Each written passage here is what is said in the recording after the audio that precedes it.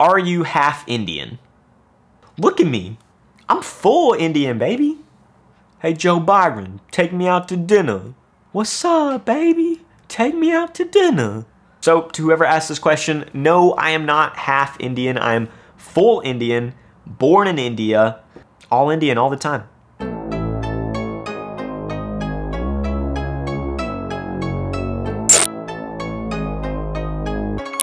What's up, YouTube? It is your boy Jazzy J, aka J Easy, aka Young Gandhi, aka Jerome, and I'm back at it with another video. Today, I'm going to be answering your questions about investment banking, electrical engineering, life, whatever you have. If you left it in a comment down below, I'm going to be answering it today. And if you want me to make more of these videos where I'm just answering your questions, make sure to, 1, leave those questions down below in the comments, but 2, smash that like button down below for the YouTube algorithm. So let's go ahead and jump right into it. What is the best major to get a job in investment banking? You know, that's a great question. I would say if you are an undergrad student, then definitely choose something like finance. That's probably the easiest way to go into investment banking and where you can get the most exposure. If you're already a working professional, then highly recommend going back to get your MBA. The MBA degree just gives you so much exposure to alumni and people in the industry, and it is probably one of the best ways to break into investment banking if you didn't do something like finance in undergrad.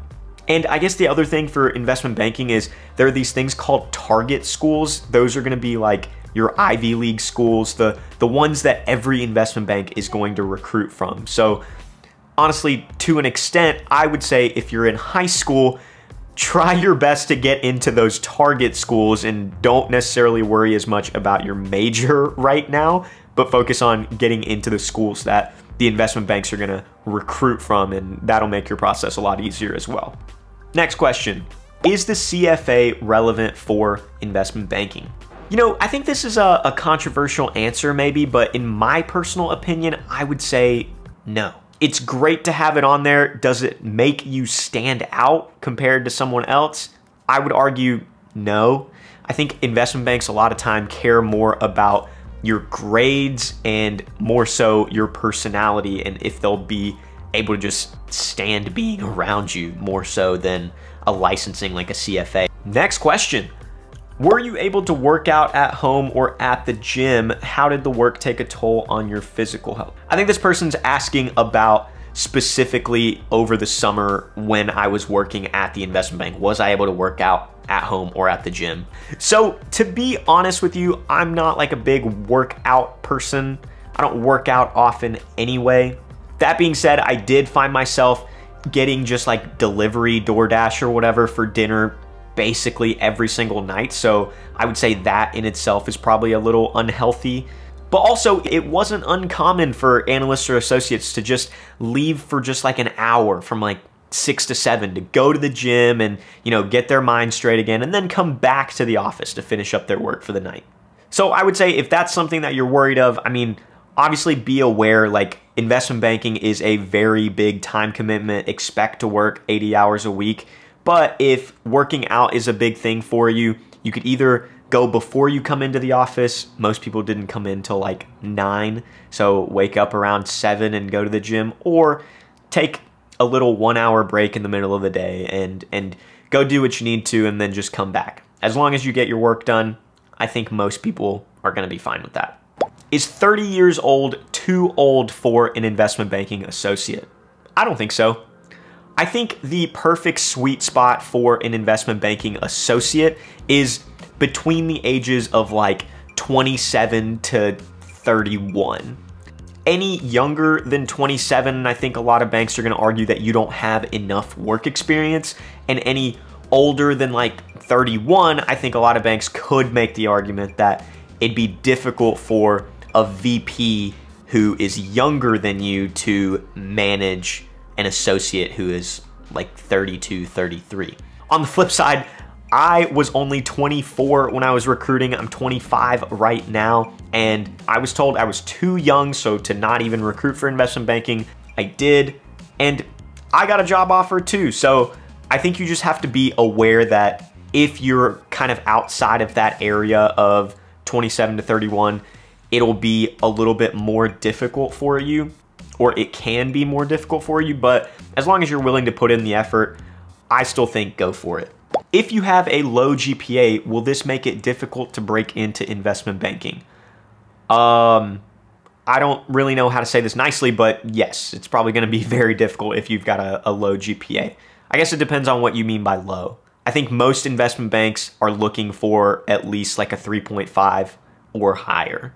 And on top of that, that's typically from their target schools as well. So if you're at a non-target school and you have less than a 3.5, it's going to be really difficult. But, you know, I mean, definitely still try. I'm trying to help you guys like set your expectations correctly, so you're not super disappointed or you know, you think it's going to be a breeze. Just, you know, be aware and, you know, don't get your hopes up too high if you fall into that category.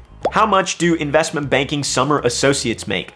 Apparently this person didn't watch my my video on investment banking salaries. An investment banking summer associate, and I'm pretty sure this is true just across the street in general, they all make the regular rate that a full-time investment banking associate would make, but just they're only paid for the time that they work in the summer. So in my case, that was 10 weeks.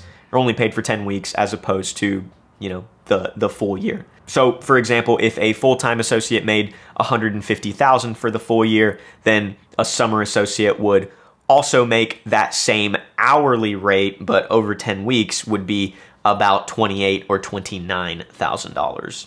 Next question, can we just record the meeting while it's happening and compile a note based on that for the partners who weren't there? I think this person is talking about note-taking for meetings. In one of my videos, I talked about as a summer associate, you're gonna be taking a lot of notes. So they're just asking if they can record the meeting. Honestly, I don't know if I would recommend that. And the only reason I say that is because while it's great to record it, to have to go back to later and you know, be organized, whatever, I think you're gonna end up wasting a lot of time just re-listening to the same meeting over and over and over.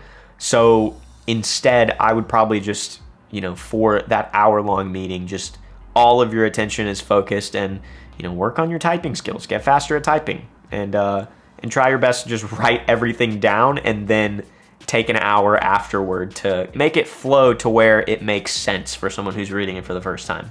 How do you handle meeting big deadlines in case you don't complete all you wanted to on a given day?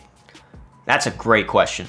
I think the most important thing in this job or in any job is communication. You have 3 or 4 different deadlines and you know that you're falling behind on one of them and you're not gonna meet it. As early as you possibly can, let your superior know. Because if they know what's going on, they can change the deadline, they can move some things around, they can talk to the client, whatever it may be. But if you don't tell them and then the deadline day comes and then you show up to the meeting and you're like, oh, well, I wasn't able to get it done, that is gonna be a huge issue. That's where you're gonna have problems. But if you tell them beforehand, most of the time, and in my experience, all of the time, they'll be willing to work with you and try their best to move some things around. Everyone says at the end, but overall, it was a great experience, but never explains why. In my A Day in the Life of Investment Banker video, I said all these things that were really difficult about it, and then at the very end, I just said, but overall, it was great. And I guess this person's frustrated that I didn't explain why. Investment banking is hard from the perspective of it is an absolute grind. You have to work long hours. You're constantly feel like you're on the clock. But I say it's overall a great experience because you just get exposure to so much stuff in such a short amount of time. I honestly feel like in those 10 weeks, I learned a year's worth of things. And so I say it was overall a great experience because I really don't think there's anything else like it. And I've mentioned this before, but I got to travel over the summer and meet with CEOs and CFOs of these huge companies, and there's no other internship, there's no other experience where I feel you can get that type of exposure at my age. And so that's why I think it is and quote, overall great experience. So I hope that helps. Can you share how you studied for your exams and what methods you used? When I first started college as an electrical engineer, I was really bad at taking exams because I didn't know how to study. When I was in high school, I never studied for anything because I never needed to. I would always get A's without studying, and the most studying I ever did was just doing my homework. And that worked for me. But when I got to college, things were much more difficult and the exams weren't as straightforward. And so the very first, I remember this so clearly, the very first exam that I took in college, I actually failed. I'd never failed an exam before in my life. I think I got like a 64 or something. And it was because I didn't know how to study. And so for the next exam, I literally just locked myself in a room for 12 hours and just did hundreds of practice problems. And I did a whole lot better on the exam, but obviously, you know, that's not the best way to study. But what I learned over time, for me, what works is just doing a lot of practice problems. Now, I'm not gonna tell you to sit somewhere for 12 hours and just do 1,000 questions, but that is personally what works for me. Like, for example, when I took the GRE, I basically just got like a GRE textbook and literally didn't read any of the textbook, but flipped all the way to the back and just started working practice problems. And that was it. I would probably do it like 2 hours a day, just work as many as I could. And then the ones that I got wrong, I would of course like read why it was wrong and try to fix it from there.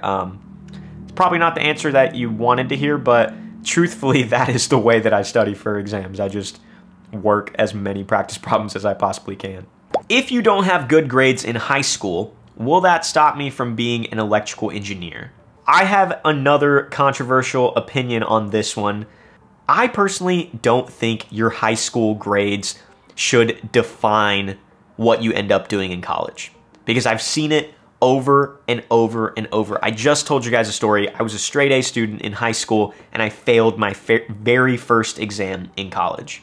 I've seen the exact opposite happen over and over, time and time again, where people are getting 2-point-something GPAs in high school, but all of a sudden they go to college, they get this refresh, they get to start over, and they're more focused and they give more effort to being an engineer or whatever, and they're so successful. Some of my closest friends were really bad high school students, but are really successful engineers today. So I strongly believe if you put in the effort and you go through the engineering curriculum, talk to your professors, find friends that are gonna study with you, you can be successful as an engineer, even if you weren't a great student in high school.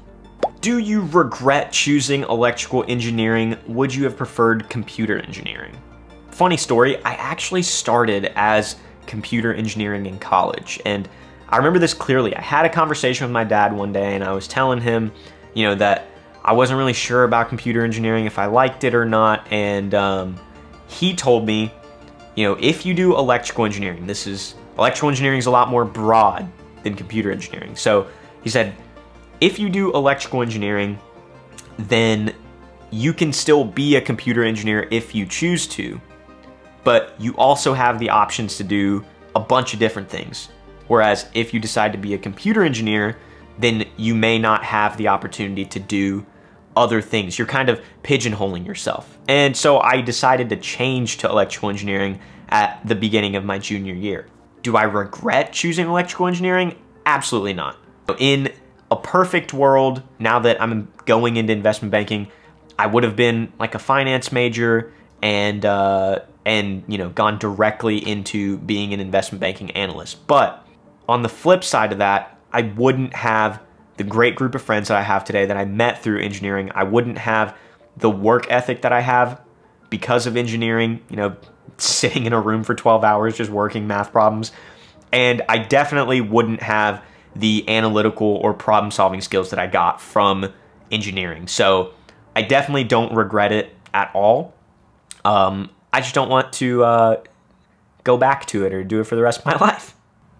And the last question of the day, how do you balance YouTube and school/work?